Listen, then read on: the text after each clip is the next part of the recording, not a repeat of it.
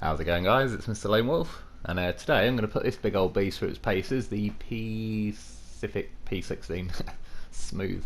So yeah, we'll see how she goes. First things first though, we'll look at the upgrades. The middle one is the engine on Drummond Island. It's worth 30 odd grand, so it's probably worth grabbing anyway. But yeah, I'm putting the top one in, the one on White Valley. As for the gearbox, unlike the high range and so on, the advanced special is just a better version of special. It's got an extra auto gear and it's also got the 3 low range. That's the one in Pedro Bay, I believe. There is no raised suspension. Tyres are literally one tyre, the lot that comes with it, so you've got no chained options or anything like that. The winch, the best one is the advanced heavy. I used to think it was the twin motor, but if you read that, it's basically got the twin motor, but it's also got more length to it. Frame add-ons, you've only got the saddle high. I'll get into that a little bit later, but that's all you've got. As for snorkels, I'll put like it's got the normal or a big snorkel, which is worth it. The exhaust, to be honest, I flew through these a bit quick. I was like, actually, I best go back because. So that's the stock one, looks pretty nice. Those two might kick the smoke into your view. That one looks a bit like the snorkel, and it's not the smokiest thing anyway, to be honest. Those horns, you can. I remember now why I removed them. I'll remind you later. As for the bumper, that's the stock one with like the yellow bars, and it's definitely not as good as that one, basically. And then the yeah, it's between that one. Well, I think this one is the best. If you look at the boxes behind, you can use that as a reference point. This one is the best, basically, but obviously personal taste. I don't really care. Like, I prefer the actual stock one, but that'll hit less. That's just a sun visor. Rims, there's only that. It's just, yeah, they're P16 rims. And then for the colours, or the paint schemes at least, I'll just get to a better angle. Got this one that's orange with like a black bonnet and stuff, and cab. I quite like that one, to be honest. I have that on for a little bit at the start. That one I like as well, red with a white bonnet. That one I like as well, yellow with a green bonnet. That not too keen on. Maybe if the bonnet was white. That, no. Maybe if the greens were switched, but yeah, those two are not too keen on. But the other three I really like. I'm going to have that one on for now, but I'll go back to yellow in a little bit. So anyway, we'll go and take a look at her. The reason I've got the Navistar there is just to give you a scale size. They don't look that different from the front, but look at the back where you actually attach trailers. Like, this thing is a monster. It's definitely got some weight to it, I know that. So anyway, we'll have a look inside. Pretty old school looking dash. I quite like the old school looking trucks though. Then again, I like the CT680, that it's quite modern. So you look out the back, you can see the saddle. It's got like a massive cabin protector built in real life. I think he's towed some pretty massive logs. So yeah, it's got like little prison bars you can see through. Again, when you stick your head out the window, the cabin protector, basically, the further back something is, the more diagonal, kind of the more over to the left or right it'd have to be for you to see it. As for the horn, best horn in the game, and yeah, I am going to do it one more time. You got to get yourself one of these for that horn alone. So now, just stick it in neutral quickly, just checking out the rev counter. Not too bad. It's not the most visible, but it's fairly sensitive, so you can actually see it move quite a lot. Some of them you can barely tell. Revs up to about 2.5. Anyway, we'll get going. You could put it in high straight away, but with the advanced special, it's best to stay in auto if you can. It's faster, and unlike the other gearboxes that keep jumping out of 8th and so on, this stays in 5th very well. Right, trailers, you can have all the towable ones, but as you can see, obviously I can't have saddle low ones, but even that gooseneck saddle high I can't have. So if you wanted to tow cargo there, there's that one, which is 4 slots, and you could actually winch another trailer along. I'll show you that a bit later. But I just mean it's actually viable with this, because it's such a massive beast. Like, the pulling power on it is pretty damn impressive. So as you can see, I put it in high to set off, but again, you're best off in just auto if you can, and yeah, it stays in 5th out of 5th incredibly well. It doesn't jump around, nothing like the other ones. So even for this first bit of mud, I'm going to try it in auto just to see, and it'll show you, like, a lot of trucks, if they're in 8th now, they'd probably do that thing. Unless you tap L1 to put it into a more appropriate gear, it would basically stop itself, put it in first, and then get going again, whereas this, absolutely no problems at all. And I don't think it's silly slow. Don't get me wrong, I'm not going to try and sell it to you like, oh, it's great, but I don't think it's that slow. I think the TU's E420 is slower. And there's just times like this is one of the reasons I wanted to do this review with this, really, because I think it's better than it gets credit for, considering it's only rear-wheel drive. I appreciate it's got some serious drawbacks, but I just went through there in auto. It never even dropped out of 5th through that, so I go in high now, but then as you'll see here, I did take the corner a bit iffy, but when I get to about here, it's not happy in high. Put it in high-low. It sometimes does that for a second, but I just rolled back a tiny bit. And yeah, it's a bit slow progress up here. If I didn't put it in high and stall it, I probably would have got up here a bit quicker. But I will say, muddy hills, the steeper ones in particular, it really isn't keen on. But this was quite a good chance. Downhill with the wind behind you. This is how fast it can go. I went for that tree. That tree is just not going anywhere. But very little engine damage. I apologise, a little glitch there. But I did hit all 3 trees down, which I don't need an excuse to kill trees, but the reason why you might want to know is if you're flying around a corner and you can see you're going to hit a tree, it's nice to know you've got a good chance of just knocking it down instead of having to slam on and all sorts. Here, you see there, for like the one and only time, I think, it went from 5th to 1st, but it still got through there in auto. Obviously, I appreciate high-low and stuff. Is quite often in these reviews, I want to put it in the wrong gear because I want to see how much the truck can make up for a bad choice or a lazy effort sort of thing. And all through here, as you can see, it's flying. Well, relatively speaking, anyway. So, next one is like the suspension. Now, I appreciate this is not as fast as like the ANK. However, this is how fast it goes, and at basically top speed, I hit all these rocks and I didn't get any damage. I even tried to clip that barrier. And as you can see with some of these, they're meaty rocks. That was pretty meaty, that's definitely meaty. They're juicy, and it's fine. So, meaty and juicy rocks, it does pretty well. So when I was going along here, that was my fault because I was trying to sip my coffee. However, I can't find my barrier test I did, but this is a good example. This is exactly the same as what happened in the barrier test. I could bump one wheel over, and then I just couldn't. It was having none of it. The reason I wanted to leave this a little bit in as well, I know some of you guys already know this, but some like newer players to the game, instead of attaching the winch to the back, I attach it to the front and then to the post. Just like, yeah, again, it's some of you guys will know this stuff by now, but for the newer ones, it's can come in handy, just little things like that. You don't always have to just winch to the back because that's pointing at the pole or anything. So anyway, next up is the Black River crossing, really.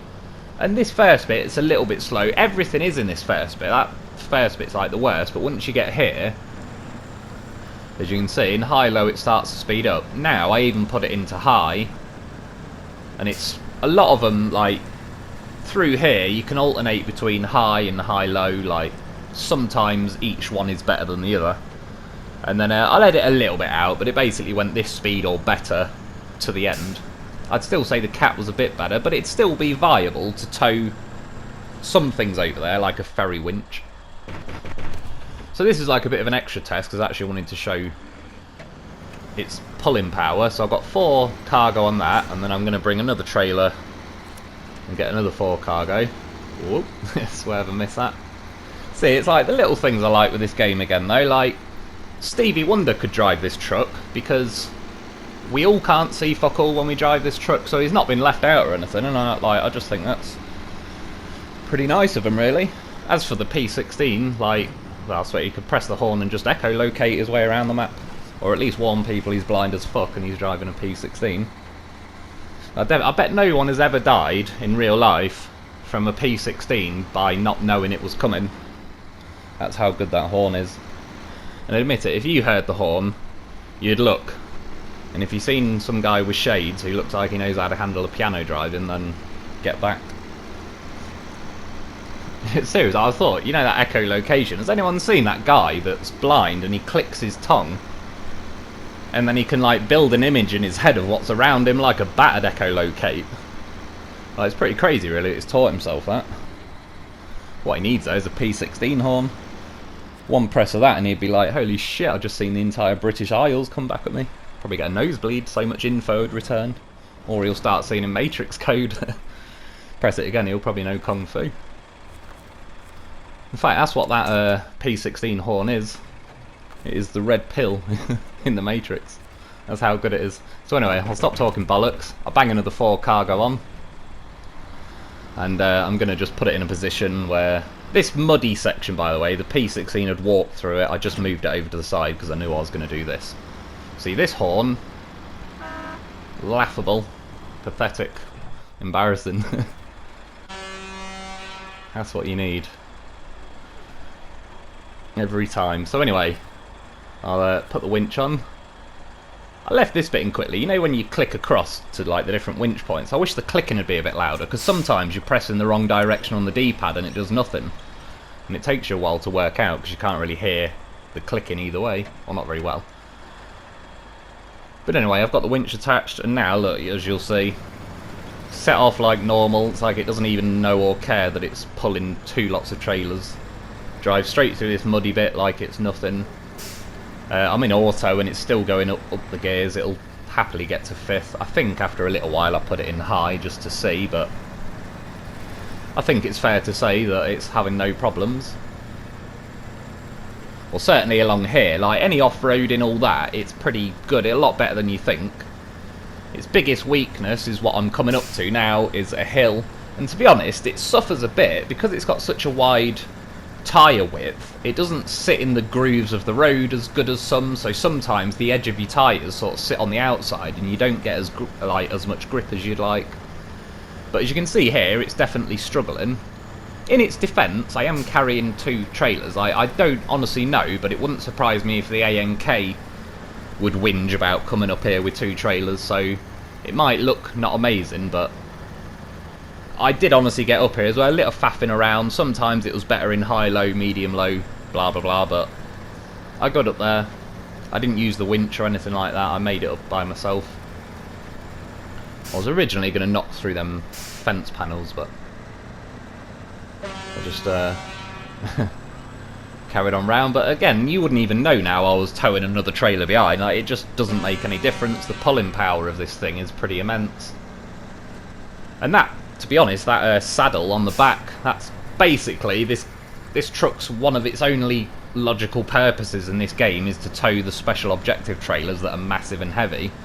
This thing tows them like they're nothing. Unfortunately, I've got no large trailers left to show you, but again, I think this more than demonstrates it, and just because I wanted to show you. That's that extra muddy bit in at the farm, and look at it, it's in auto, it doesn't even drop out of 5th. It drives through there like it just doesn't even notice it, so yeah, it deserves more credit than it gets sometimes, I think. But I'm not saying it's the most useful, to be honest. Well, I'll get into it later, but part of the reason I wanted to do this was it's 140 grand for newer players, and you don't need... You could definitely get by in this game. Anyway, this snow section, the little snow test driving around that rock I usually do. I mean, look at it, it went through there at normal speed. It's like it didn't even know. This is very good in snow. Very good, a lot better than you would think. I didn't have high hopes for this rock just because of the sheer size of this thing, but a similar problem to the Cat. The tyres don't like bare rocks, particularly cold bare rocks like in Alaska. So we're going for a turning circle. So I've got some cargo, but I've just attached the winch because it's that trailer that does that stupid camera view. So, to be honest, this surprised me a little bit. I thought it'd be terrible, but I am going to have to turn. But that really isn't that bad at all. The twin steer, if you remember, I had to do a 5-point turn. This thing only just had to do a 3-point turn. And yeah, it's not as good as the ANK or the White Western Star, but I would say it's closer to the ANK than the twin steer, which are like opposite ends of the turning circle spectrum. So yeah, that's pretty good, to be honest. Not as bad for the size of the thing, it's pretty decent. So this is that cut through on Northport where you'd go to the fuel station. Most of these trucks don't mind this first section. It's this bit here, just after the telegraph pole, that a lot of stuff gets stuck here. And this does have a little whinge for a second, but you remember the Dan nearly got stuck here, the ANK. I usually let go of the trailer at this point, but I wanted to see. One tip with this, because it's got no drive to the front wheels, when you're in a bit of an iffy section, make sure you're aiming the wheels forward, because it can struggle sometimes to push the wheels when they're like full lock sideways, but yeah, we got through there though, and because I can drive across snow just fine, I can cut this corner, which helps with the turning circle. It's another trailer to add to the collection. I'm going to have quite a lot of dough in trailers there pretty soon. So anyway, first shallow water test really, and again look at it, it's like it doesn't even really notice or care that it's in water, it's having no issues.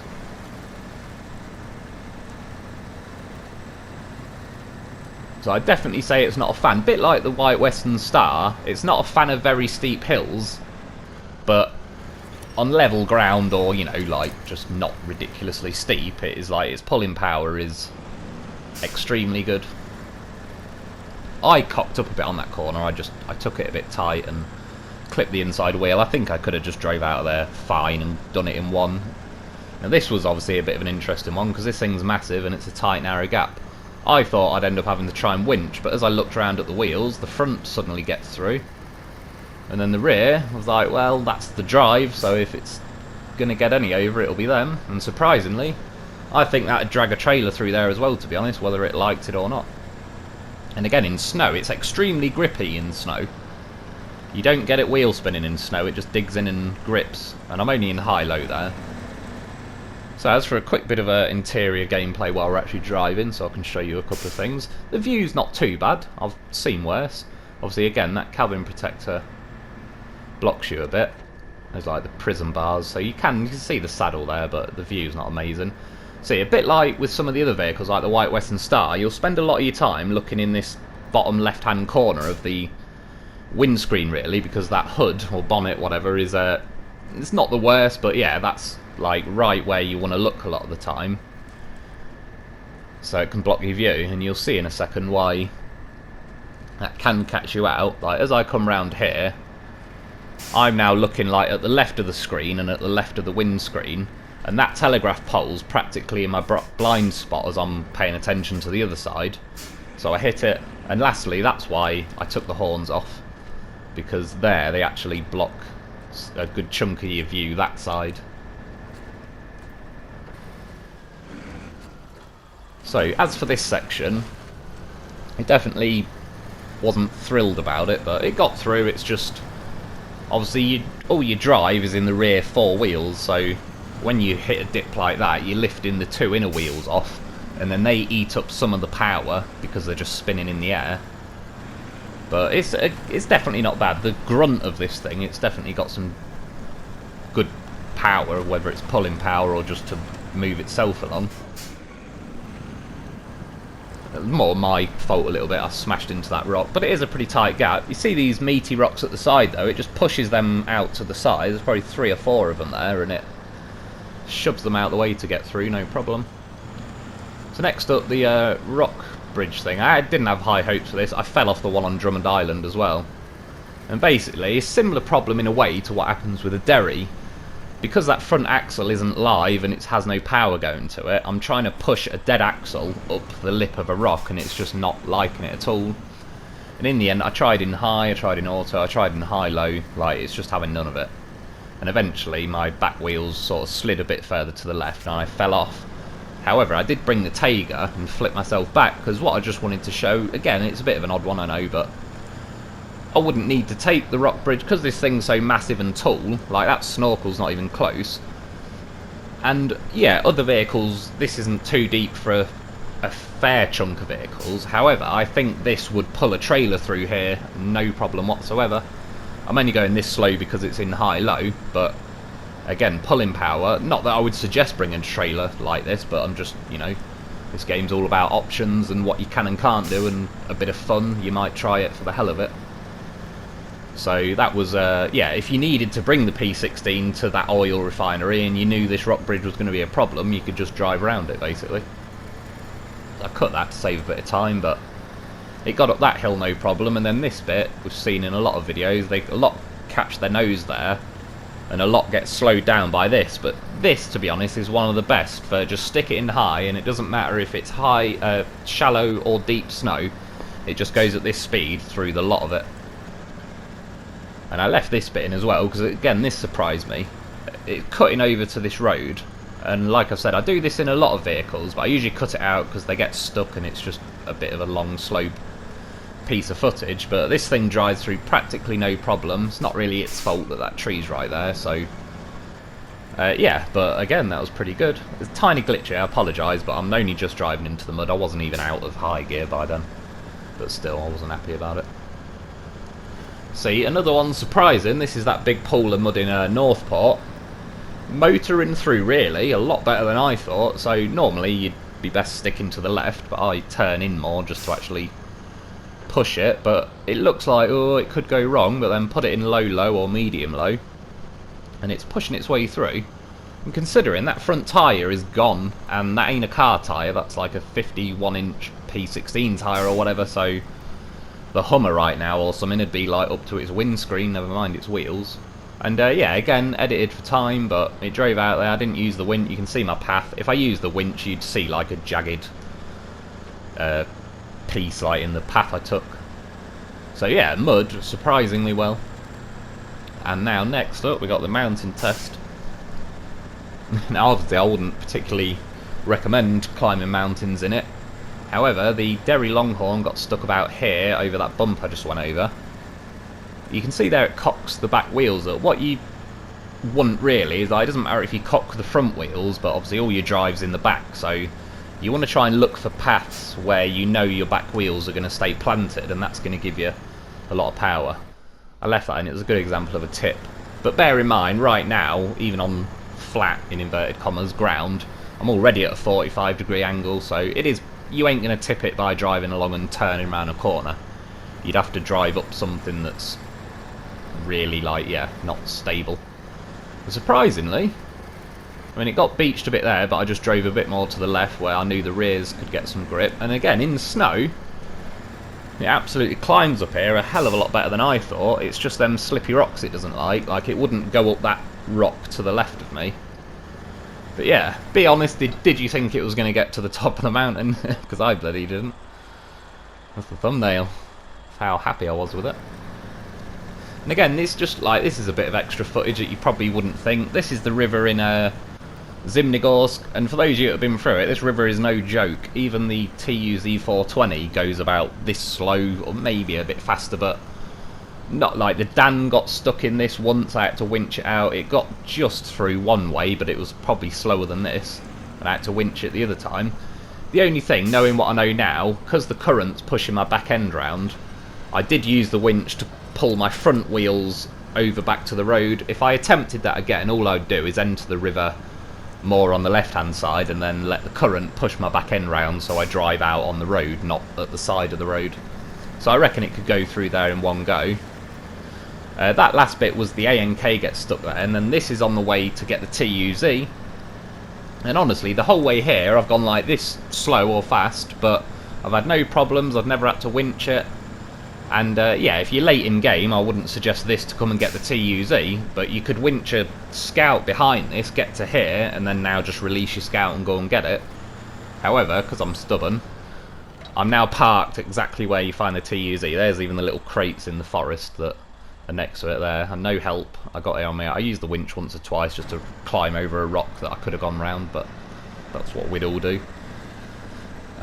Yeah, this one is a speed test. Like, it gets up to 5th very quick, but yeah, this is about your lot. I think it's a bit faster than the TUZ 420, but not by a lot. That glitching, by the way, is my Hummer. You can just see a bit of the wheel. Like, that's not not the game. I'll do a little Hummer update at the end, because some of you, well, there's news. Let's just put it that way for now. But yeah, she rolled, so I had to bring a mechanic. This truck, by the way, can take one hell of a beating. But quickly flip her over for the water tests. Not sure if the loaf would have managed that. Well, I don't know what I'm saying actually. Of course it would have, horse of a vehicle. Anyway, we're going to go on driving and drown it. And remember, bear in mind, or sorry, just a snorkel test. Blow some fish up while we're at it. Even though it's obviously got the limit of the snorkel, this vehicle is so big, this gets further into the water than a lot of others, because obviously, yeah, it's so tall that it managed it. I actually drove to that island I didn't go just straight from here, but I got to over there to the island.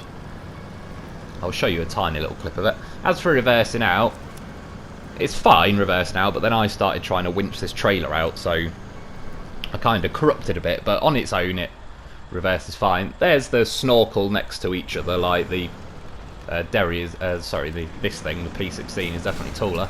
There's my Hummer. I forgot to do the drowning test, so I came back, but then the Hummer flipped me over, so I had to come and bring some help. That's where I have to go. I was like, oh, that was quite fun actually, I'll try that again. Yes. That's how you get that down, but then I've seen that not only is it on its side, I've seen from the way the suspension was jiggling that it's broke, so bring the repair kit. I mean, come on. Even I was pretty proud of myself on that one. I'm getting pretty good at this diving malarkey. Anyway, we fix her up. Am I the only one that hits that like 20 times, even though it works first time? So we're going to go for a quick drowning test. And to be honest, the reason why stuff like this is worth knowing, look how much damage we're taking. The engine takes a surprisingly long time to die from this. So, yeah, that's why it's nice to know. I now know, relatively speaking, the engine's got a hell of a lot of health, really. Eventually, well, it's dead now, but there was chunks of 30, 40 coming off for quite a while then. A lot of the other trucks have died a lot quicker than that. They admit I am getting to the island. I cocked up a bit and hit reverse, and I went back into a deep bit, which didn't help the engine. Anyway, so in conclusion, this is why I wanted to do this video, because, again, I like the truck, but it's one of the least useful in a lot of situations, and you could live without it. So for those of you that are pretty new, you've only got to get to Drummond Island, do a few missions on Smithville, and you can get to Drummond Island. You could get there with the CK-1500. You've no mission, you just drive near it, vehicle unlocked. You can sell it for 140 grand. It's one of the dearest vehicles in the game. With that, you could go and buy yourself a fully upgraded Voron with change. That Azov I just showed you, that's probably 110, 120 grand max all in. You'd still have 20 grand left over. You could probably nearly buy a Yar 87 as well. So, for those of you like, yeah, that you've just seen what it can do, and I think it's better than it gets credit for, but otherwise it's just a fat lump of cash, which is why I wanted to get this video out, because in terms of usefulness, it is pretty important, because it's money, or it's a toy, but money is important in this game. 20 minutes for 140 grand. Anyway, just quick Hummer update. But apart from that, I hope you've enjoyed. Thanks for watching, and I'll be back soon. So I just wanted to show you the first Hummer. Still buried in air, however, you've seen earlier, it is kind of rising out the cliffs a bit now, but there's a reason it's in this order. This next Hummer, like, brace yourselves. I mean, something ain't right with him, is there? It's like, has anyone seen the film The Thing? I think I'm so high in the air that aliens have got me, and I've gone a bit weird. It gets worse. There's two of me. I don't even know if I've got the same jumpers on. I don't know how that well, they might do. I mean, look, I can look at my own head out the window. That sentence shouldn't even be possible. Horn works, which is nice. It didn't the other day. But yeah, that guy don't look too healthy, to be honest. And if I look inside, it's like I'm trying to hug each other or something. They're trying to do something anyway. And yeah, I mean, that guy's neck, like he's preparing for the blowjob Olympics or something. He's about to go deep throat on a scale the world has never seen. It's definitely like it's out of the thing. And anyway, I went back later, clicked on it, starts falling out of the sky. I thought, yes, got my Hummer back. 40 grand in my pocket. What the fuck?